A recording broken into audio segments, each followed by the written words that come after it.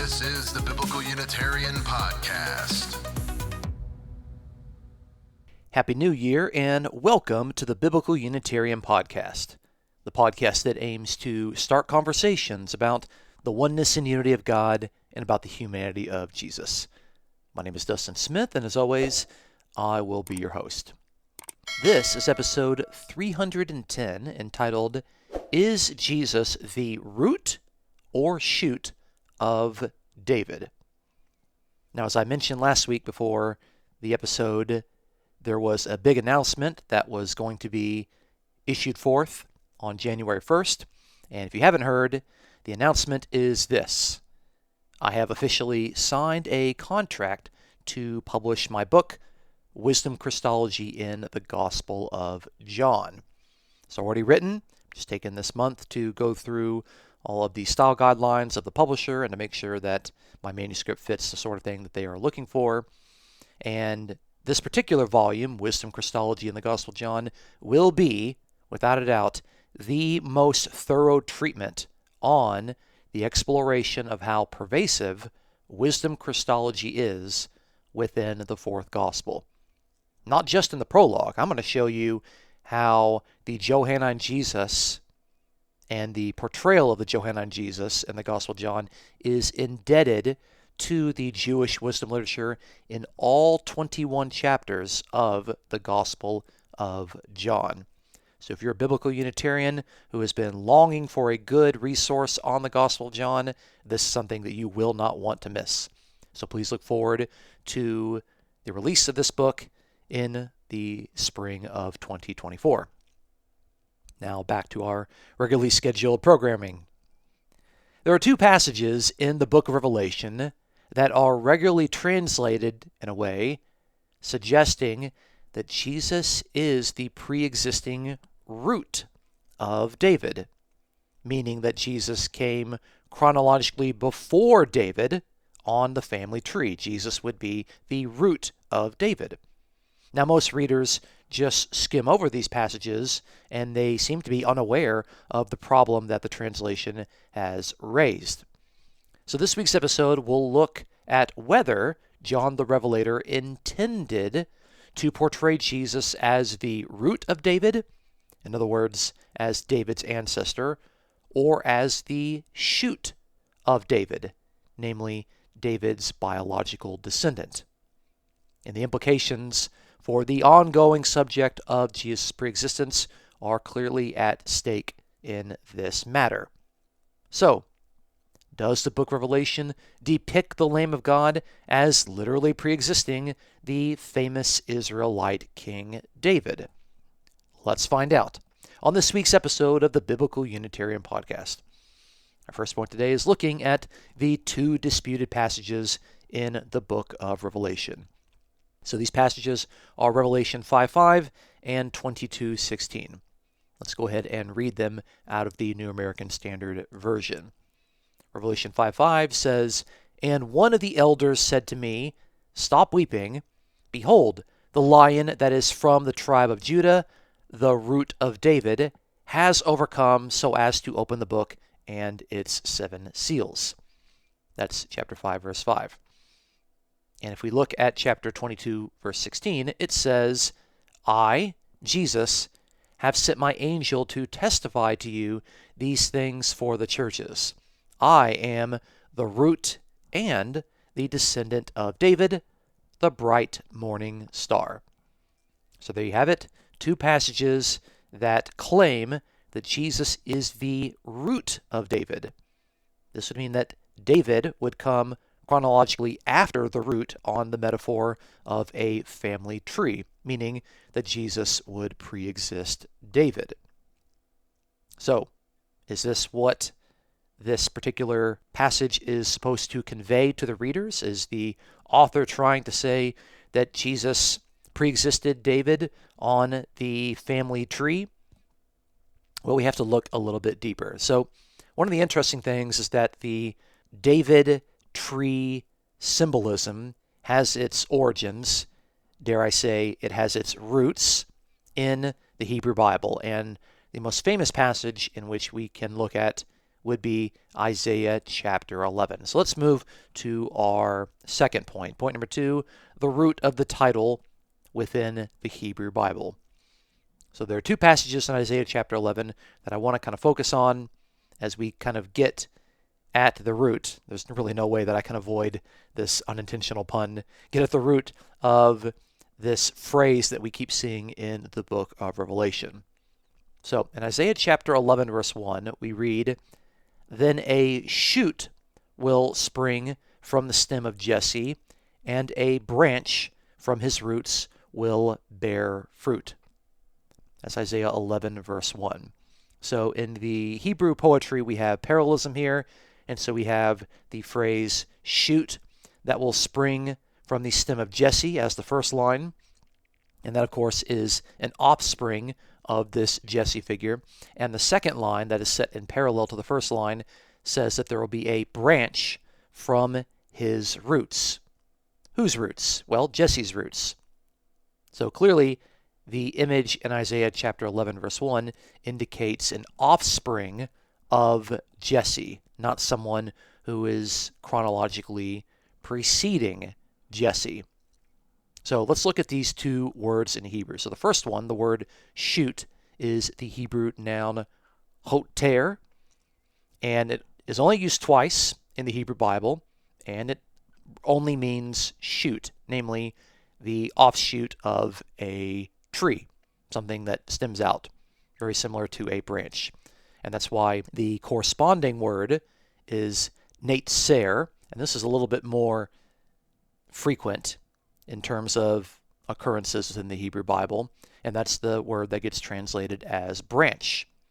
Now, with both of these Hebrew nouns, they only have one meaning. They mean a shoot, a sprout, an offshoot, a branch, something like that.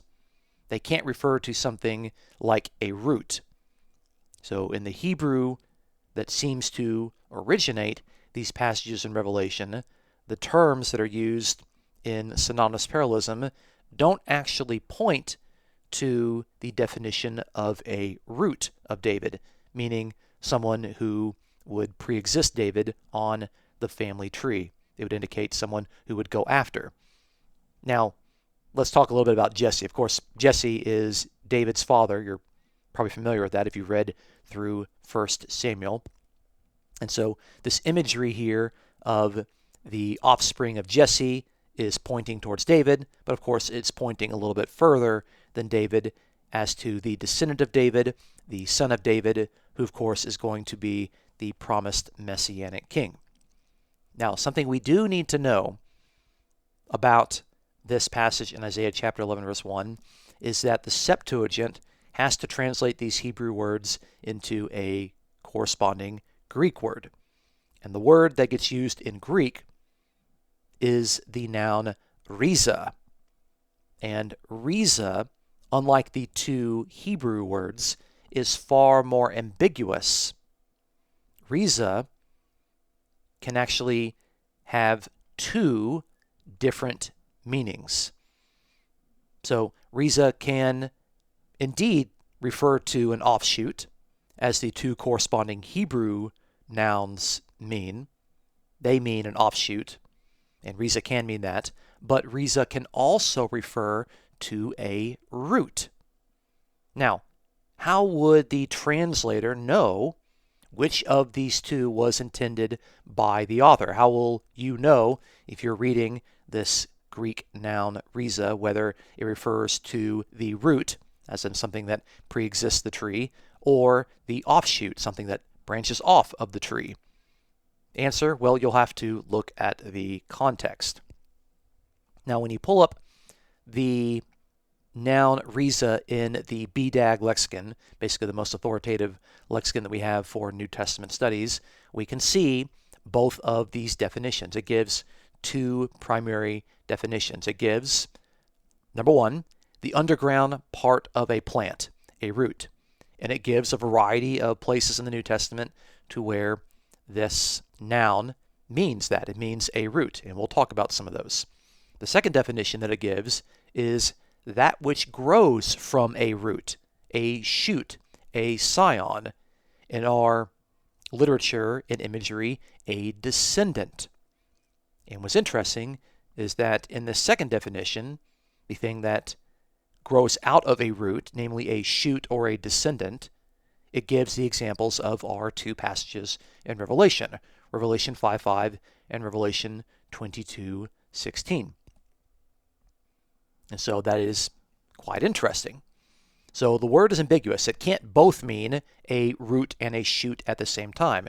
That would be some sort of imagery that wouldn't make any sort of sense. So when it's used by the biblical writer, it has to mean one or the other, and the context is going to determine that. And one of the things that I'm trying to point out is that part of the context of these references in Revelation 5:5 and 22:16 involve Isaiah chapter 11, verse 1, where it seems that this root language is being used to describe a descendant of Jesse, not someone who preexists Jesse on the family tree. Now, we're talking about Isaiah chapter 11. If you look a few verses later, in chapter 11, verse 10, we can see this imagery reappear. 11, verse 10 says, "Then in that day the nations will resort to the root of Jesse, who will stand as a signal for the peoples, and his resting place will be glorious." That's Isaiah chapter 11, verse 10.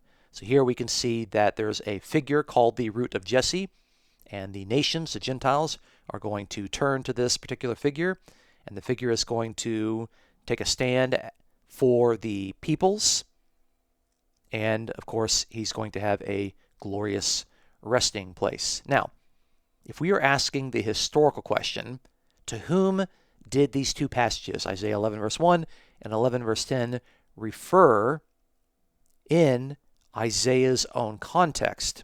If we're asking that historical question, we have to give the answer that Isaiah was specifically referring to King Hezekiah. However, after Hezekiah's death, and the life and tenure of Hezekiah didn't bring about these particular promises, Jewish interpreters began to give the passages a much more thorough messianic interpretation.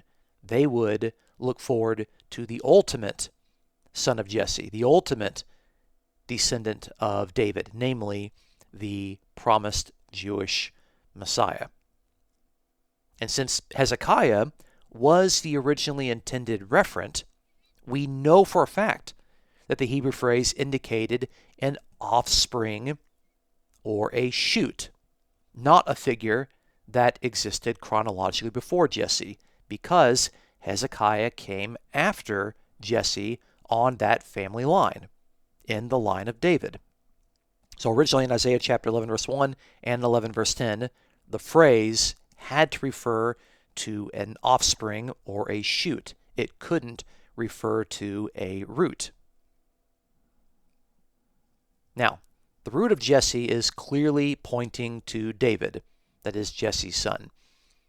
And as I've mentioned already, the Son of David title grew to have a very thorough and powerful messianic meaning, referring to the one Davidic king who would come to fulfill the Davidic covenant of 2 Samuel 7, basically verses 12 through 16. Let me read the relevant passages. So in 2 Samuel 7 verse 12, this is God speaking through the prophet Nathan to King David about his descendant. So in chapter 7 verse 12, it says, "When your days are complete and you lie down with your fathers, I will raise up your descendant after you, who will come forth from you, and I will establish his kingdom." That's 2 Samuel 7 verse 12.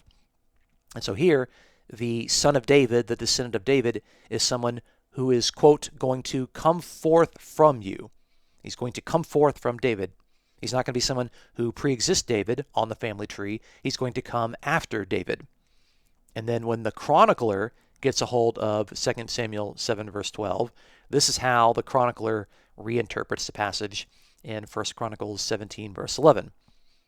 "When your days are fulfilled, that you must go to be with your fathers, that I will set up one of your descendants after you, who will be one of your sons, and I will establish his kingdom."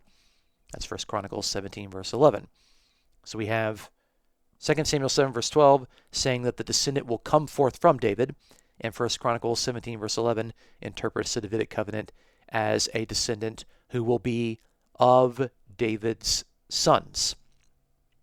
So we can see that the imagery involving the family tree of David, specifically a messianic figure coming from the family of David, is going to be someone who comes after David.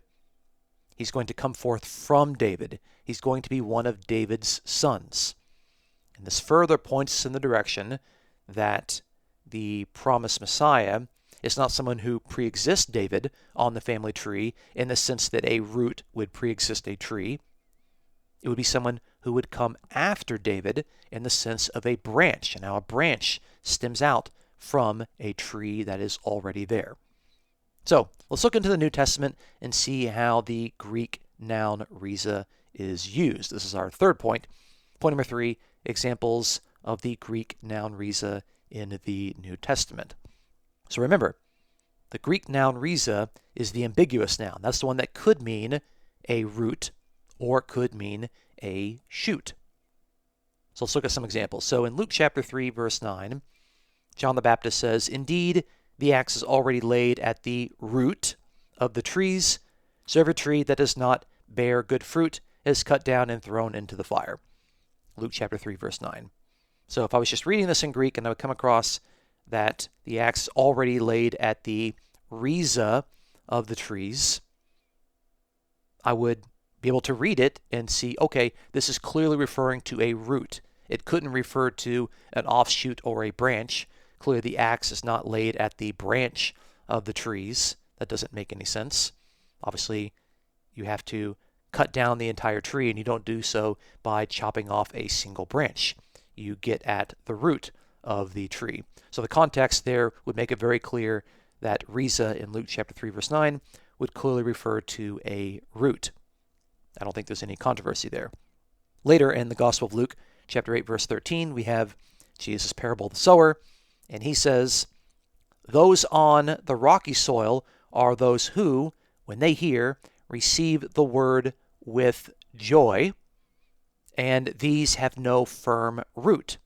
They believe for a while, and in time of temptation, they fall away." Luke chapter 8, verse 13. Okay, so within this parable, Jesus is talking about planting seeds, and he describes certain persons who have no firm Greek noun rhiza. And so they believe for a while, and in time of temptation, they fall away. Now, it wouldn't make sense that these people don't have a firm branch, a branch from a tree. That just doesn't make any sense. I think it's obvious that their root is not firm, and that's why when they are growing, they aren't going to last very long, because their root is not very stable. So again, the context would make it abundantly clear that it means root in this case. Let's look at an interesting example. Let's move to Romans, because Paul gives us some very interesting insights on this noun. So in Romans chapter 11, verse 16, he says, "If the first piece of the dough is holy, the lump is also. And if the root is holy, the branches are too." That's Romans 11, verse 16. So here we can see, at least the second part of the verse, he says, if the root, namely the rhiza, if the rhiza is holy, then the branches are too. Okay, so if I'm just reading this in Greek, what do I think that the Greek noun rhiza means? It says, if the rhiza is holy, the branches are too. So I don't think that the word rhiza here would mean branches, because it would be a little odd to say that if the branches are holy, the branches are too. That doesn't make any sense. And of course, the parallelism with the first part of the verse indicates that if there's a first piece of dough, then the entire lump is also going to be holy. Namely, we can see that the first piece affects the second piece. What makes the most sense with that? Well, it would make sense with the root being the first piece and the branches being the second piece. So it would be abundantly clear, reading Romans 11, verse 16, that the word rhiza means root, not branch. However, when we get later in Romans, we see something pretty fascinating. In chapter 15, verse 12, Paul says, "And Isaiah says, there shall come the root of Jesse, and he who arises to rule over the Gentiles, in him shall the Gentiles hope." Romans chapter 15, verse 12. So Paul here is citing Isaiah, and he indicates that there's going to be a messianic figure, someone who's going to arise, someone who's going to rule the Gentiles, and the Gentiles are going to hope in him. We have this reminiscent piece of Isaiah chapter 11, verse 10, to where the Gentiles or the peoples of the nations are going to hope and see their standard in this particular figure, the root of Jesse. However, we have the word Reza here, and the question is this the root of Jesse, someone who is chronologically before Jesse? Is that really what's taking place here? It doesn't seem to make sense, because back in Isaiah, the Reza of Jesse is his descendant. It's someone that comes after him. It's someone that comes from David's family line, and David comes after Jesse. In the original reference to the root of Jesse, at least in Isaiah chapter 11, was Hezekiah, and it only later came to be understood by Jews and Christians to be a promise of the Messiah. So what we can see in Romans 15 is that by drawing on this language of Isaiah, to where the Hebrew parts of Isaiah indicates a branch, an offshoot, a descendant, I think that we would translate Romans 15, verse 12, that there shall come the shoot of Jesse, someone who comes after, not someone that comes chronologically before Jesse. And what also is interesting is that we now have two references in Romans that indicate that a single author, namely the Apostle Paul, could use the very same word in two different ways without forcing the readers to pick one definition and force the other instance of the word to mean the same as the very first definition. Paul seemed to be quite capable of using a word that's ambiguous and hoping that the reader would look at the context, and of course the context here also includes the context of the Hebrew Bible, to determine if Reza meant root or if it meant branch. At least in 15 verse 12, because it's drawing on Isaiah chapter 11, it seems that the word Reza means the branch of Jesse, the shoot of Jesse. And it's also important to note that the link with the Greek noun Reza and the Jesse/David was already possessing a messianic meaning, a descendant of Jesse, a descendant of David. And this is what the BDAG lexicon had indicated for us, and we're actually seeing evidence for such a reading.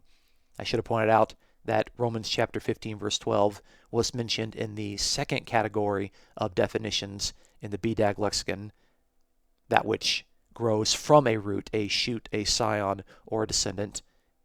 Romans 15, verse 12 did not fall in line with the first definition in the BDAG lexicon, namely the underground part of a plant, a root. Let's keep looking to the New Testament. 1 Timothy 6, verse 10 says, "For the love of money is a root of all sorts of evil." 1 Timothy 6:10. Okay, I think it's clear there in the context that Reza means root. If it was to mean branch, it wouldn't make much sense. The love of money is a branch of all sorts of evil. No, I think it's pretty clear that root was intended. There doesn't seem to be any argument there. In Hebrews chapter 12, verse 15, we read, "See to it that no one comes short of the grace of God, that no root of bitterness springing up causes trouble, and by it many be defiled."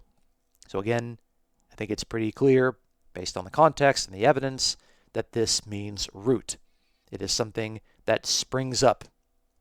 And I don't think that the translation branch of bitterness springing up would be a better case or a more persuasive case than translating Reza as root. So, what are we to do with the two Revelation passages? Let's circle back around to the book of Revelation, even though we started with that, and by circling back around, I mean going to the last book in the canon. So let's weigh both options. Let's look at the passages and see, okay, which one makes more sense, root or shoot.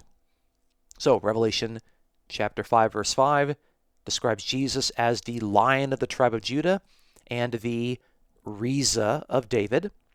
That's our ambiguous word. So what do we know about the Lion of the tribe of Judah? Well, that, of course, is a messianic promise based on Genesis 49, verses 8 through 10. And indicates a descendant of Judah. The Lion of the tribe of Judah is a descendant of Judah. So if we are to understand the Reza of David to mean root, then Jesus would be someone who came forth from Judah while being in the biological line that brought forth David. So the question you have to ask yourself is Jesus a figure in the line of Judah that came between Judah and David? He came after Judah but before David? No, I don't think that makes much sense. But that's how a lot of these translations are leading us to believe, and it just is nonsensical. Now, since we know that when the noun Reza is connected to David in the Hebrew Bible, that it indicates a shoot or an offspring. And we know that Paul has already used it in this particular way. So it seems to make much better sense in Revelation 5:5 to say that Jesus is the Lion of the tribe of Judah and the shoot of David, the branch of David. He's a descendant of Judah and a descendant of David, not a descendant of Judah and someone who came before David in the same family line. Again, remember, if you're going to insist on the translation root, you have to say that Jesus was in the biological line that brought forth David and Jesse. Let's look at chapter 22, verse 16. This has Jesus saying, in the first person, I am the Reza and the descendant of David. Okay, so the reference to the descendant of David is clear, but we're left with the same problem that we saw back in chapter 5, verse 5 in this reference.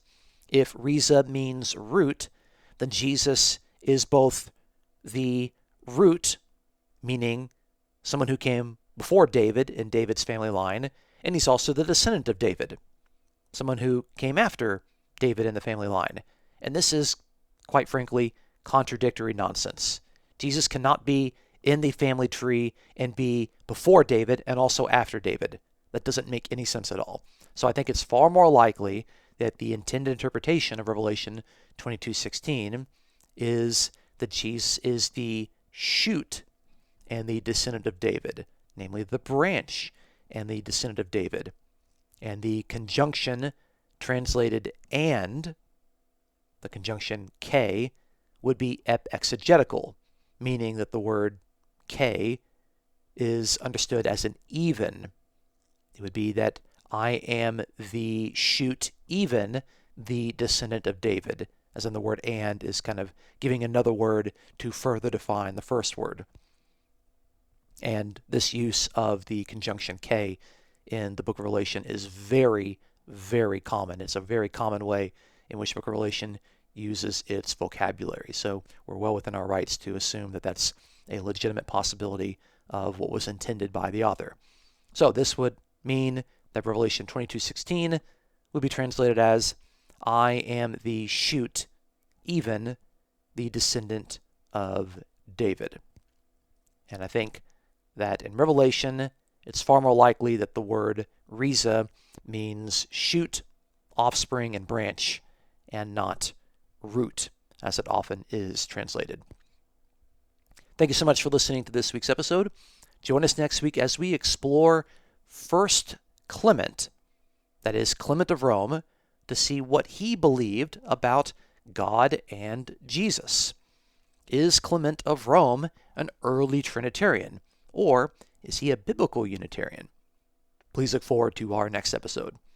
If you enjoy our podcast, please consider supporting us as we aim to promote the sound truths about the oneness and unity of God and about the humanity of Jesus. You can support us absolutely for free by subscribing, by giving us a 5-star rating online, giving us an honest review, and of course by sharing your favorite episodes with your friends. If you'd like to offer a donation, you can check out the episode description for a link to PayPal, or you can subscribe on the YouTube channel. The Biblical Unitarian Podcast is produced and edited by Dustin Williams. I am Dustin Smith, your host. Until next time, please take care.